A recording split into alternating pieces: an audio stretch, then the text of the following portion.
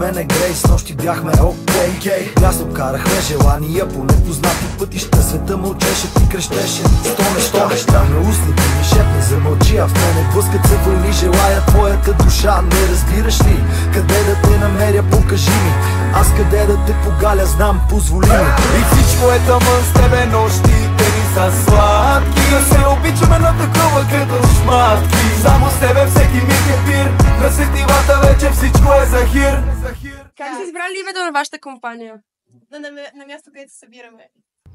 Значи името произлиза от една книга на Иво Сиромахов, който е нашия идеолог и вдъхновител на компанията. На групата. Аз го бях прочел, понеже чета само такава качествена литература, и го бях прочел това име Ебе, нали? И ми се стори много забавно, защото все пак бяхме в 9-ти клас и си казахме, аре да се кръстим Ебе, и то си остана. И така. И Владо ми е парк.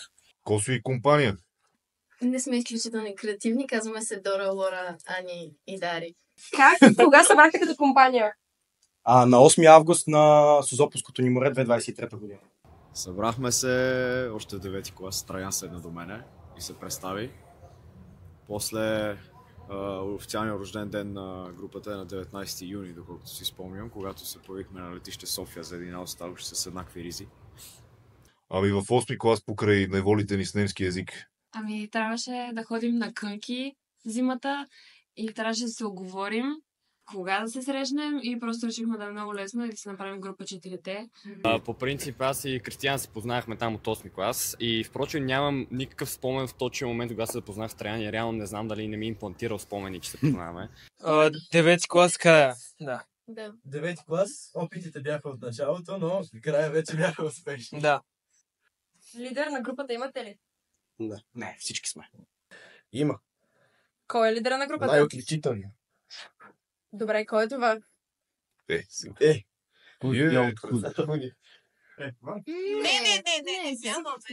Не. Не, няма. Всички са равни. Казано от Хитлер. Каза първия сред равните. Не. Кога мине в Инстаграм? Добре.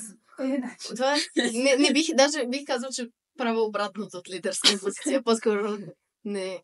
Няма. Но не можем да я кикнем така. Но, да, може би съм лидер, за да не ме кикнат. Какво правите най-често заедно? В свободното си време обичаме да решаваме много задачи по математика, да обсъждаме разни глаголи, най-вече сложни. Печем сладки на Коледа.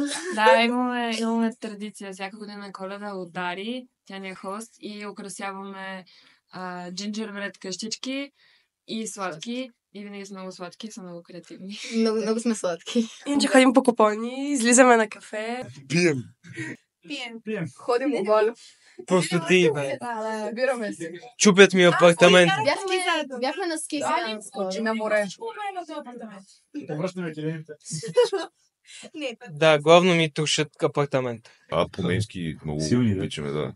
Сложни, силни, правилни, неправилни. Като цяло всякакви теми свързани с нашето развитие като ученици. Образованието. Нашите академични успехи. Спорите ли, ако да, за какво? За всичко, каквото може да се сетиш. Най-вече с Дора. Не, аз даже Ролите в обществото. Да. За пена. Какво да пия?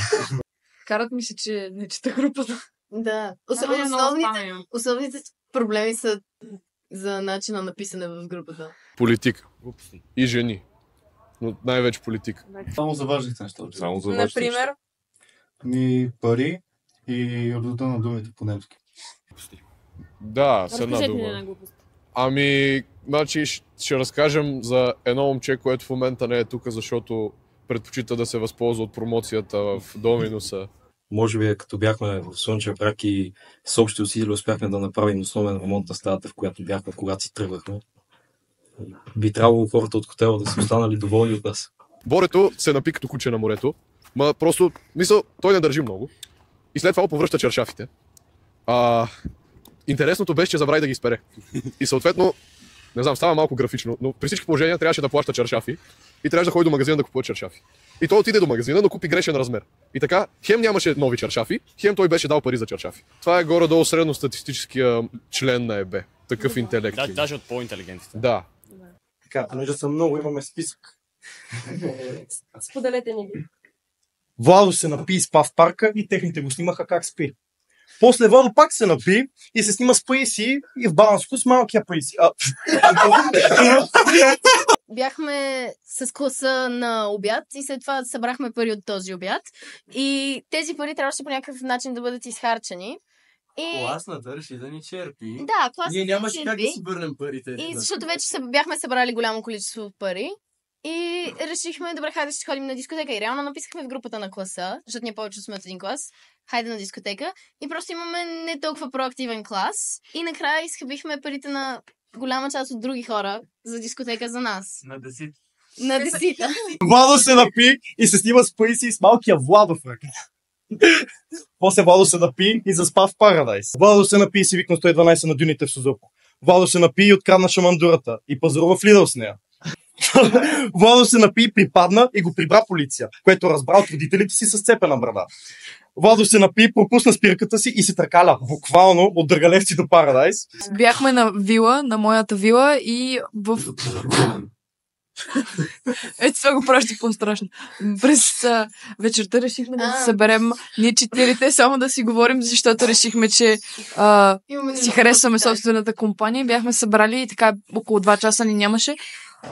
И накрая решихме да слезем долу при останалите, които гледаха страшен филм и ние стадохме и почнахме да крещим истерично. Да, и изплашихме много. И събудихме емо оператора, който така спеше.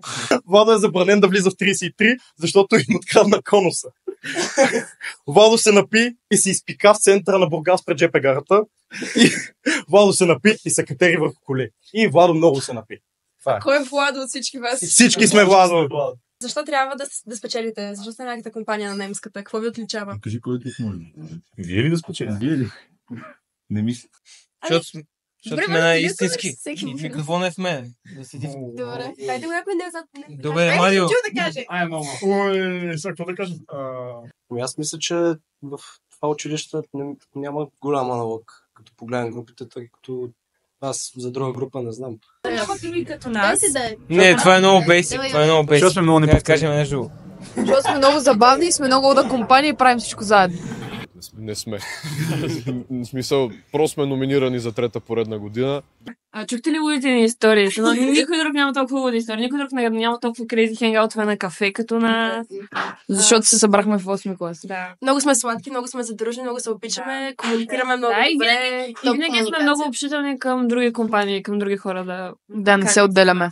Защото сме по-готини, то си личи на интервю. Това ще бъде кътнато, няма да го оставим.